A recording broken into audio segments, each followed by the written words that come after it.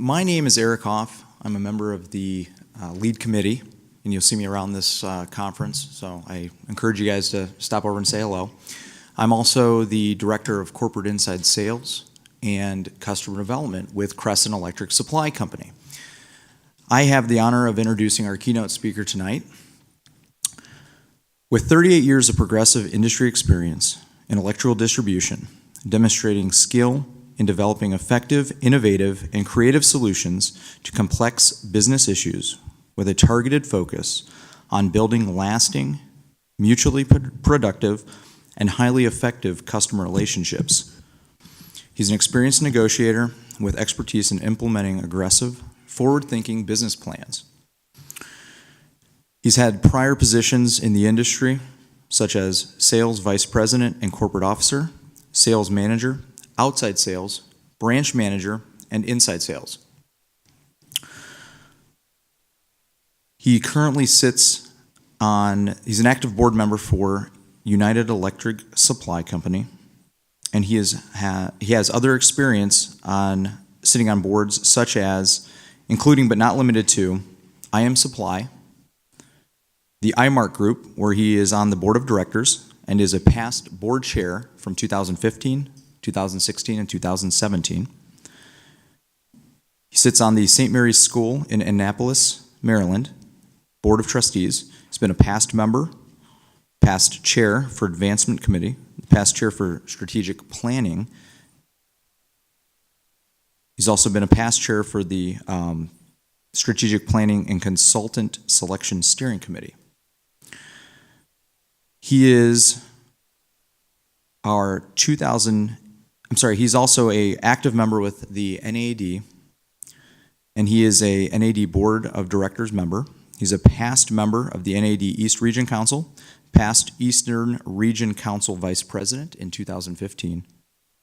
He is the current 2018 NAED Board Chair. If you will please join me in welcoming our 2018 NAED Board Chairman, George Vorwick.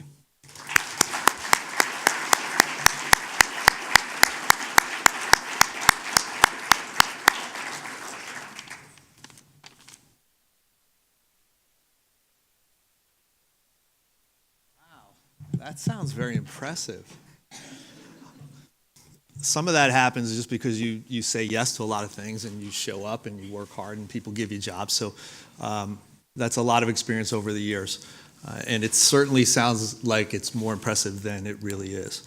On behalf of the NAED board, I'd like to welcome you all to Austin.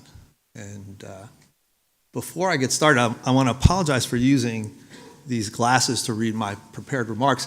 It seems that time has left me with decent hair, but it has taken away my eyesight, and so I need to wear these glasses. Before I get started, how many of you all are responsible for leading others right now? Okay, and how many of you have gotten that responsibility in the past year? Yeah, a few of you. It gets easier.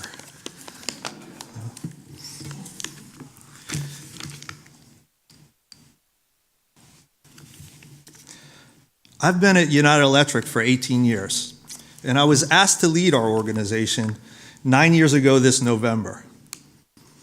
It was the beginning of the last and most challenging part of my career, which began when I was 16 and I was handed a broom and asked to go sweep the parking lot.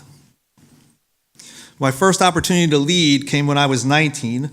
I was elected to represent the union in contract negotiations with management. It was thoroughly frustrating and a lesson in short-sightedness. I was given my first management job some years later and helped turn around a branch that was struggling.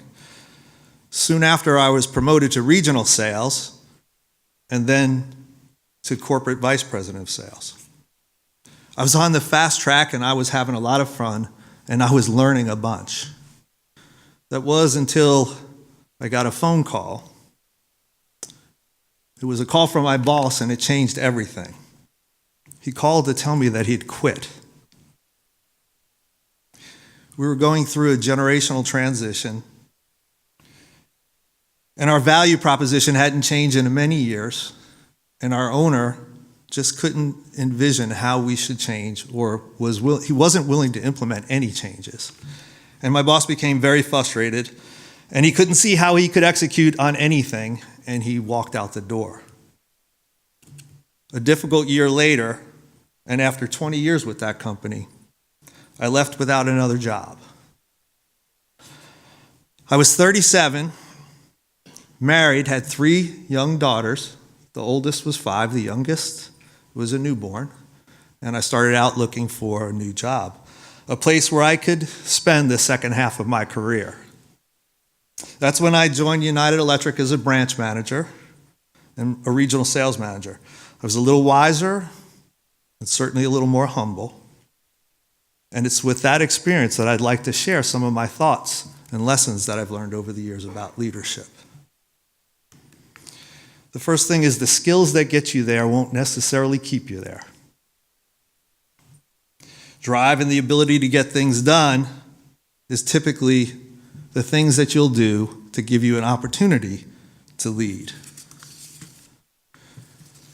The ability to articulate your vision, inspire, hold people accountable, and to help others succeed is the job of a true leader. It is helpful to have a strong sense of self-awareness, the ability to reflect, to prioritize, and a willingness to listen and hear new ideas from fellow leaders. To be an effective leader, you must be both confident in your abilities and willing to admit your faults. You have to be certain of your decisions and comfortable with risk, but open to feedback and adjustment. You have to be dedicated to your vision while continuing to ask questions and consider other potential outcomes. You must master this duality, the ability to simultaneously hold opposing thoughts in your head. Some of my best days where I get my energy is when I have conversations with someone and you watch that light bulb go on and you realize that they will never think about that topic again in the same way. You've just witnessed personal growth, and you know that you've had a small impact and a little bit of a contribution to that person's success. You will also have difficult days as leaders. You may be working with someone and you come to realize that you want them to be more successful than they would want to be for themselves. Or worse, you may put someone in a job that for whatever reason they cannot grow into. It was your mistake and you need to undo it. If you do it honestly, with humility and respect, you have a chance to help that person to be successful in another role within your organization. You may struggle with work-life balance. I will guarantee you, if you become a senior executive, you will struggle with work-life balance. I've come to think of it more of work-life integration. It has helped me quite a bit.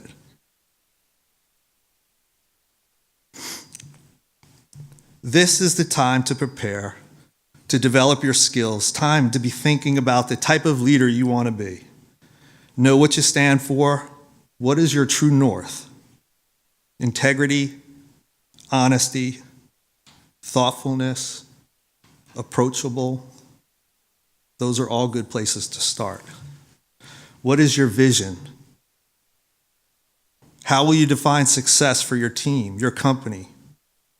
What is the best part of your employee value proposition or your customer value proposition? There is a theory that 70% of what you learn in business is on-the-job training. 20% is peer-to-peer discussions and 10% structured learning. The LEAD conference is absolutely focused on that 20% and that 10%. This is the place to share your thoughts, your questions, your struggles with each other. It's also where you will build relationships that will last your entire career. A place to build trust in each other, because it's trust that you will need in the future to help lead this industry. You're here because someone thinks you have the potential to lead, and how fortunate that it coincides with one of the most exciting and challenging times in our industry's history.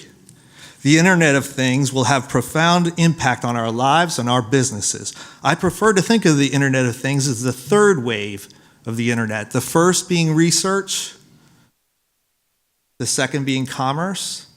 This third wave is where we interact with the Internet every day. Thousands of devices all ready to make our lives easier and more enjoyable. It all runs on electricity. What's better is at the very same time, we're experiencing a generational shift that hasn't been this great since the World War II generation left the playing field and the baby boomers took over. There will continue to be leadership opportunities opening over the next decade, opportunities for all of you. I want to close, and I'll close with a challenge. The challenge for you all is to transform your businesses. Become the type of leader you would want to follow. Inspire others. Be the disruptors. Build a better future. And take time to think big. And together, let's dare to be bold. Thank you.